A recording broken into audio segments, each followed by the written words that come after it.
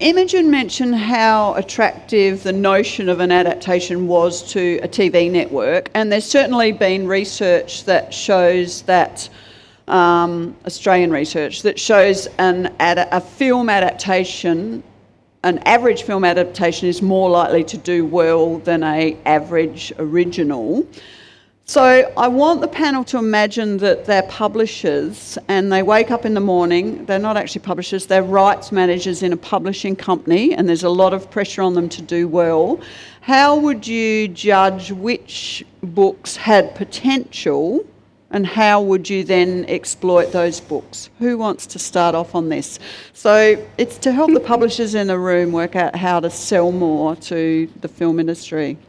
It's hard though, isn't it? Because even Imogen, before you identified that one that sounded like a kind of impossible adaptation or something. I think sometimes the thing that draws you to it is the problem solving, that it's not immediate. You can't see the ingredients that are necessarily... Anyway, but that's a cop-out. I guess I think you'd be looking for what invites dramatisation, I guess, in terms of plot, where something that has conflict and clashes between characters and a progression of those things. And what you said, Imogen, about the difficult thing about adapting novels is they can be so interior, and you just cannot be interior as a screenwriter. Yeah. Everything has to be demonstrated or spoken. And so unless you're going to use the device of voiceover, which sometimes is great, but you can't always rely on that. So on the whole, I think you're looking for a great concept that has active characters. I think that's really pretty key to anything that's going to be adapted. And for me, it also depends if you're looking at adapting something to turn into a film or a TV series, because TV series, it's all about character. You can have the smallest concept, but if you've got great characters, who'd think you'd want to watch 7 seasons of an advertising company, but that was brilliant because the characters were just so engaging. So I think sometimes if a series of novels or one particular novel offers great character, that could be a great starting point for a series. Yeah, it's true. It's character and setting for television you need. And also, just frankly, if you're going to be sending stuff to producers, as I said before, for me, I'm me, with a lot of stuff to read. I've got to read scripts every night. I've got to read, send a sentence. Don't send a book. And it is, if you can nail the premise, if you can nail the premise in 1 or 2 lines that captures our interest, then you go, oh, okay, that's worth looking at. Yeah. But it's about nailing the premise, which is really hard and to do. Also non-fiction. Yeah, I'm surprised. Right. All those Michael Lewis books have made such great films, and they're so unlikely as films when you read them. Yeah, and a lot of the long-running TV series that have been successful elsewhere have been based on non-fiction books. So something like Friday Night Lights, non-fiction, amazing series, but extrapolating from that non-fiction book. Yeah, but again, it's great characters and a great setting. Character. Yeah, which he had researched for years. He'd immersed there and in Texas, and so incredible research and authenticity, and 5 series later. But sometimes it seems to be just passion for a book that drives a project, and sometimes I think, well, maybe nothing is inadaptable. Is that the word, or unadaptable? I don't know. Whatever. Are there books, if you've got skill as a filmmaker, are there really books that are unadaptable, though? I think that's the onus is on. That's what a great producer can do. I think they can find material in material. I think that's, and I don't think that's necessarily publishers' concern. I think Brokeback Mountain I think it's a novella. It's obscure. It's kind of beautiful, but would have thought that it would become such in some ways like a touchstone of a movie, except that the producers saw something in it that I guess most other people just didn't see, and they explored that and really produced something brilliant. interesting there, that thing about a shorter story, a novella or a short story, working in cinematic adaptation because it's about expanding the material rather than trying to distill it. Yeah. I think that's the truth. I think that you try and put absolutes in place and there just really aren't any. Well, you talked about a book that you read that you thought, I'd love to do. Are you happy to say what that was and why? Oh, yeah. No, I was talking about, I was asked recently if there was a book that I'd want to adapt, and it's possibly happening with someone else, so it is fantasy on my behalf. But The Spare Room, the Helen Garner book, that was something that I read and I just went, I want to make a film for the first time ever. I've never wanted to make a film. I love working in television.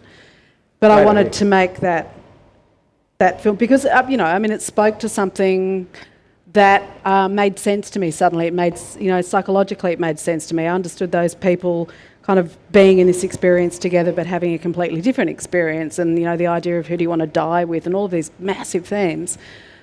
And suddenly I went, I want to make a film for the first time ever. So, and it, to another person it wouldn't be an interesting thing to adapt at all. Anything that anyone else wants to admit to wanting to adapt, or any projects that are in the pipeline you can talk about?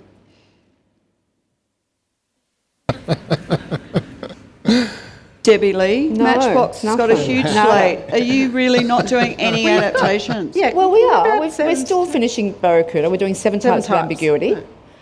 Ali's Wedding, which is a film that's still in post-production, but that is sort of an adaptation.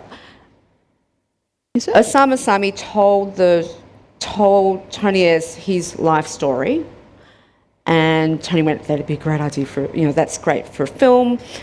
They started, Andrew Knight and Osama started working together, and about 2 years into the process, Osama wrote his book, Good Muslim Boy. So that was another back and forth thing, and that was sort of midway through development. Yeah.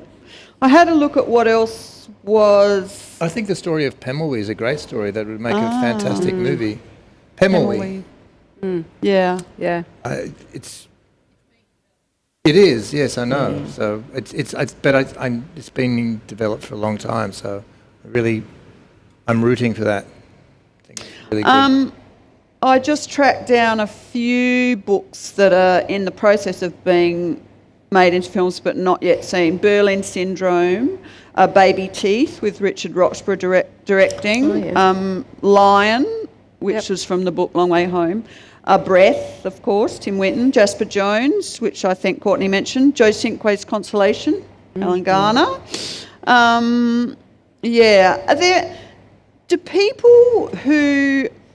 Do publishers who are thinking about books have to worry about budget limitations in the Australian industry?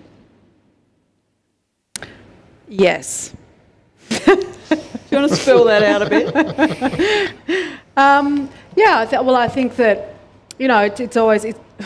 there's opportunity at the moment. I mean, in television, I'm speaking specifically. There's definitely opportunity for international co-productions. There's a lot of conversation around that and, opportunity with SVODs and blah, blah, blah. But they're still fairly scarce.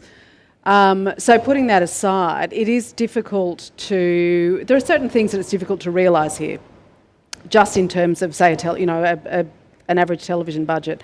It's hard to blow things up convincingly. It's hard to make a film or make a television series that is not primarily character-based. I think that's one of the things that we are a bit trapped in and have traditionally been a bit trapped in because it's difficult to convince the Australian public that, there are terrorists sort of hiding in every flat over there. So you're a bit locked into character for believability reasons. I think that the Australian sort of viewing public are very connected to reality. They love, anything that's based on reality, they'll watch. That's the difference between, say, the Underbelly series and, a series called Sydney Crime. But what about the concept of co-production so that you immediately open it up to an international audience just by having Irish or UK or Canada involved? Can't you then open up the whole audience, and therefore it doesn't get limited by what's traditionally in Australia. Yeah, absolutely. But I think that those opportunities there's a lot of conversation about those opportunities, and they're beginning they're starting to happen, but they've traditionally been very complicated and difficult to realise. Why? Yeah. I think because it's always very difficult to find material that's attractive to both territories, and that doesn't end up becoming kind of stateless. You know, I think there have been a lot of examples, well, not a lot, there have been a few unsuccessful examples, and every time something happens and it's unsuccessful, it stops it from happening again for a few years. But it's mainly about finding material that's attractive to both territories. And as you know, at the moment, those walls they're crumbling, and you know, things are becoming less sort of geographically tied, and you know, I mean, opportunities will start to arise, but we're still not quite there yet. You mentioned SVOD, and I'll get you to answer this too, Debbie. Do you think that all these new services which have come into this market are changing what's required content-wise? To me? Yeah. I do. And I think that there's a real will for material that's not just local character-based stuff. There's definitely a will, there's definitely an audience for it. It's figuring out how to finance them. And I mean, how do you find it? Yeah, no, I think it's definitely changing things. But we are in this sort of weird middle ground now where the broadcasters are sort of struggling, and they've got less money, but we haven't quite crossed over to, you know, the international market yet, but we're sort of, you know, getting there. Then, you know, places like Stan, you know, they want to do work which is not necessarily just Australia facing, but international facing, which is great. But then they can't quite finance it, so then they have to bring in international money. So it's the jigsaw, yeah, and there's more moving parts, which makes it more complex and difficult to do the business, but it also opens up the possibilities.